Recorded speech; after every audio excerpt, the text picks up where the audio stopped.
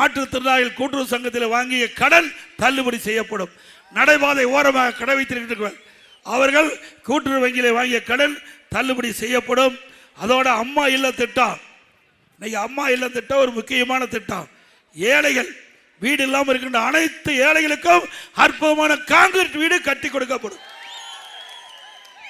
அதோட பட்டியலின மக்கள், ஆதிராவிட மக்கள், அரிதிதர் மக்கள், அந்த மக்களுக்கு நிலமில்லா இருக்குது, வீடு இல்லாமல் இருக்குது, அவர்களுக்கு அற்புதமான கான்கிரீட் வீடு கட்டி கொடுக்கப்படும்.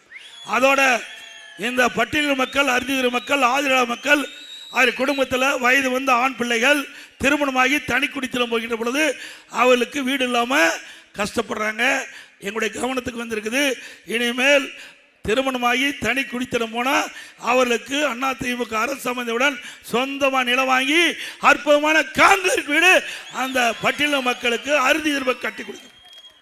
அதுபோல பட்டப்படிப்பு படித்த நம்முடைய இளைஞர்கள் வேலை வாய்ப்பில் பதிவு செஞ்சு வேலை கிடைக்காம இருந்தால் அந்த பட்டப்படித்து படித்த இளைஞர்களுக்கு மாதந்தோறும் 2000 ரூபாய் உதவித்தொகை வழங்கும். மாற்றுத்திறனாளி வாங்கிய கடன் தள்ளுபடி செய்யப்படும்.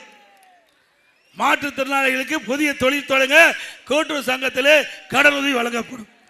அதோட முதியோர்களுக்கு வழங்கப்படுகின்ற ஓய்வூதியம் 2000 ரூபாயாக உயர்த்தி வழங்கப்படும்.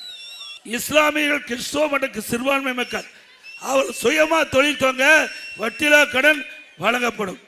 இப்படி பல திட்டங்கள் அதிமுக ஆட்சிக்கு நிறைவேற்றி தரப்படும் என்ற நேரத்தில் சொல்லி